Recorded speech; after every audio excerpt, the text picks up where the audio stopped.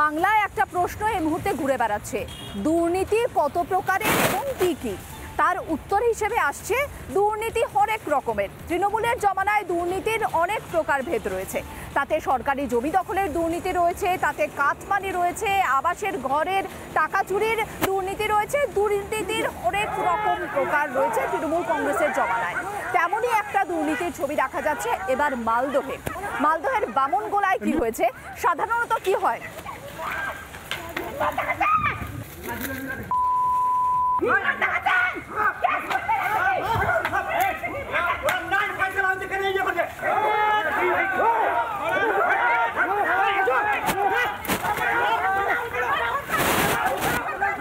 নিমাই রায় আমাদের এই জায়গায়, নিমাই রায় এবং গ্রামের অনেকজন আমাদের সবাই যত ছিল ঢেল ঝাঁটা দিচ্ছে। নিমাই রায়, তারপরে কিবা রায় সব ভাঙছে।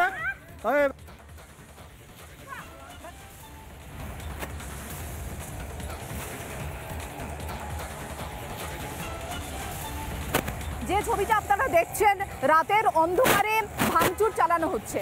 আপনারা হয়তো ভাবছেন যে কোনো অবৈধ নির্মাণ রয়েছে সেখানে ভাঙচুর চালানো হচ্ছে, তার ঠিক উল্টোটা। কাটমানি দেননি এবং আবাস যোজনার ঘর পাবেন তা আবার হয় নাকি তৃণমূলের জমানায়?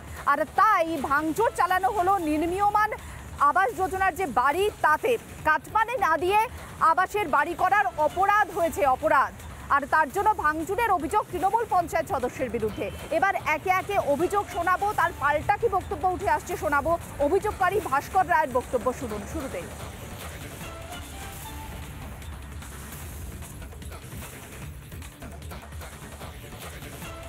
10টা নাগাদ গ্রামবাসীর কয়েকজনের পরিচালনায়, মানে গোটা গ্রামবাসী মিলে আমাদের যে তৈরি করেছিলাম 4টা পিলারগুলো ভেঙে দিয়েছে এবং ঢেল ইট পাটকেল মেরে আমাদের বাড়ির যে টাল ছিল, তারপরে টিনের ঘর ছিল, সেগুলোও ভেঙে দিয়েছে এবং আমাদের প্রাণে মারার জন্য তাড়া করেছিল। আমরা ভয়ে আতঙ্কে আছি এবং ভয়ে বাড়ি থেকে বেরোতে পারিনি। যখন বাড়ি থেকে বেরোতে যাচ্ছি তখন আমাদের বাস দিয়ে, লাঠি দিয়ে, অনেক কিছু যন্ত্র দিয়ে আমাদের তাড়া করছিল।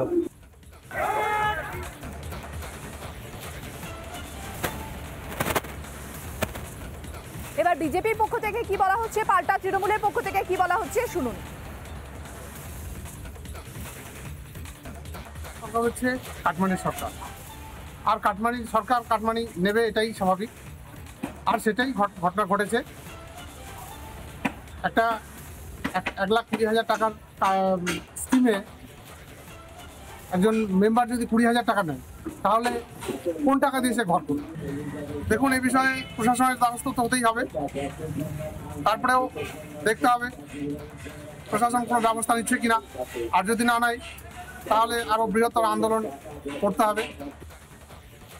অভিযোগ যখন হয়েছে, কনসার্ন অফিসার্সরা সেই ব্লকের তদন্ত করছেন।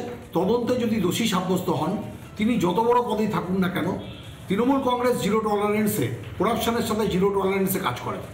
কাজেই তিনি যদি দোষী সাব্যস্ত হন, তদন্তে যদি দোষ প্রমাণ হয়, তাহলে আপনারা রেস্ট অ্যাসিওর থাকুন, according to law he will be penalised.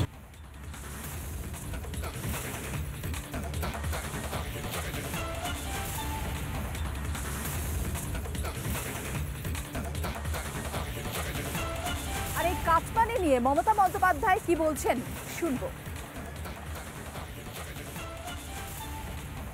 ইন্ডাস্ট্রিকেও আমি বলবো, কোনো ইন্ডাস্ট্রি করবার জন্য কেউ কিছু চাইলে দেবেন না, প্রয়োজন নেই।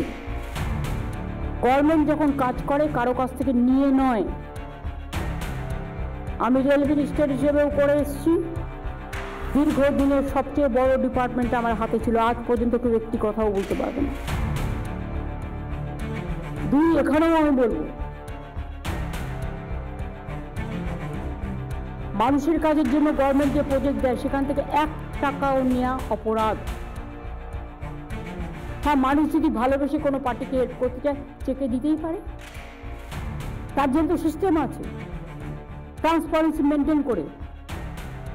বাট লোকাল কিছু লিডার বললো না হলে হবে না, কমপ্লেন করুন আমাদের কাছে, উইল টেক অ্যাকশন ইমিডিয়েটলি। এই পরশুদিনই নবান্নে তোলাবাজির কথা স্বীকার করেছেন খোদ মুখ্যমন্ত্রী। কি বলেছিলেন তিনি, শুনুন।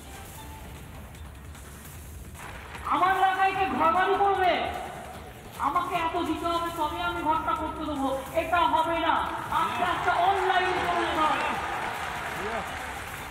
আমার এলাকায় ঘরবাড়ি করবে, আমাকে এত দিতে হবে তবে আমি ঘরটা করতে দেবো, এটা হবে না। আস্তে আস্তে অনলাইন করে ঘর। তোলাবাজিকে সেন্ট্রালাইজ করার চেষ্টা মমতার, শুনুন। বিবেক, তোমার একটা নিজস্ব টিম তৈরি করো, যাদের দিয়ে কাজটা করো। তুমি তো জানো টাকা না খেয়ে নিচ থেকে ওপরে আসে না।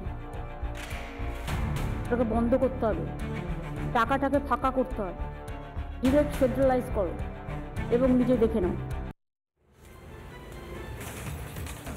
মমতা বন্দ্যোপাধ্যায়ের বিরুদ্ধে যেমন তোষরের রাজনীতির অভিযোগ, তেমনই ভুরি ভুরি অভিযোগ দুর্নীতিরও। গোটা বাংলা দুর্নীতিতে ছেয়ে গেছে, বিরোধীরা দীর্ঘদিন ধরে অভিযোগ করছে। আর এই অভিযোগের ভিত্তিতেই সন্দেশখালিতে আমাদের প্রতিনিধি পৌঁছে গিয়েছিলেন পঞ্চায়েত প্রধানের বাড়িতে, যেখানে শেখ শাহজাহান একেবারে ব্যাক করে দাঁড়িয়ে রয়েছেন পঞ্চায়েত প্রধানকে, কোনোভাবে যাতে তার গায়ে কোনো আঁচ না লাগে তা কিন্তু দেখছেন শেখ শাহজাহান নিজে। আর শেখ শাহজাহানের অনুগামীরা তারা হম্বিতম্বি করে বেড়াচ্ছে। আমাদের প্রতিনিধি হাজি সিদ্দিক মোল্লার বাড়িতে গিয়ে ডাক দিয়েছিলেন, হাজি সাহেব বাড়ি আছেন? বাড়ির ভেতর থেকে ঠিক কি উত্তর এলো, আদৌ উত্তর এলো কিনা, দেখুন স্পেশাল রিপোর্ট।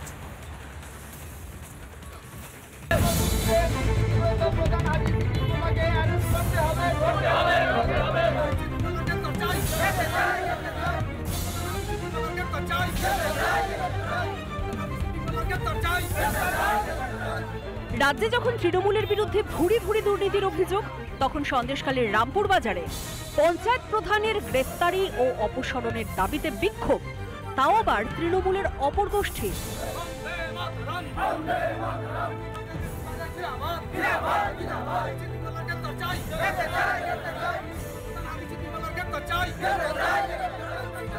বিক্ষোভস্থলে পুলিশের সামনেই গ্রেফতারির দাবিতে স্লোগান দেন তৃণমূলের পঞ্চায়েতের সদস্যরা।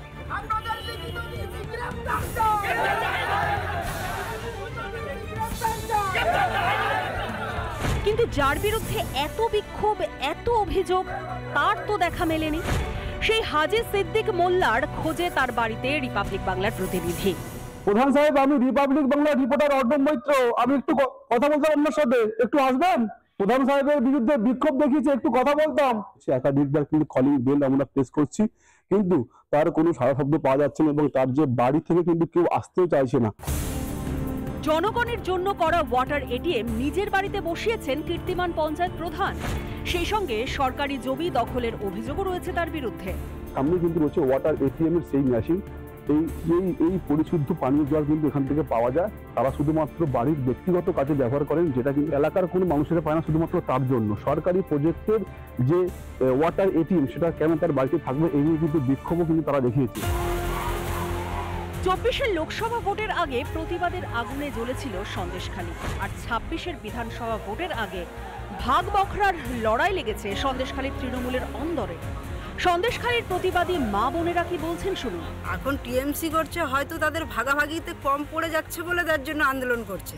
আর সিদ্দিক প্রধান এখনো যা করছে, মানুষকে কোনো কাগজপত্র নিতে গেলে বলছে দেব না, এ বিজেপি করছে, সে বিজেপি করছে বলে এইভাবে করছে। পেতাম না, সেই নিয়ে আমাদের বিক্ষোভ হতো। এখন সেটা ওরা নিজেরাই সেই বিক্ষোভটা করতেছে প্রধানের বিরুদ্ধে। শেখ শাহজাহান জেলে, কিন্তু তার অনুগামী আজও আছে সন্দেশখালীতে। শাহজাহানকে এখন আর ভয় পায় না সন্দেশখালী, আর তাই অন্যায়ের প্রতিবাদে আর ভয় নেই। কিন্তু শাসকের দুর্নীতি আর বখরার লড়াই শেষ হবে কবে? 26-এর বিধানসভা ভোটের অপেক্ষায় সন্দেশখালী। অর্ণব মৈত্রের রিপোর্ট, রিপাবলিক বাংলা। নানা ধরনের কন্টেন্ট দেখার জন্য লাইক করুন, শেয়ার করুন আমাদের ফেসবুক পেজ, সাবস্ক্রাইব করুন আমাদের ইউটিউব চ্যানেল। পাশাপাশি অন্যান্য ব্রেকিং নিউজের জন্য অবশ্যই চোখ রাখুন রিপাবলিক বাংলায়।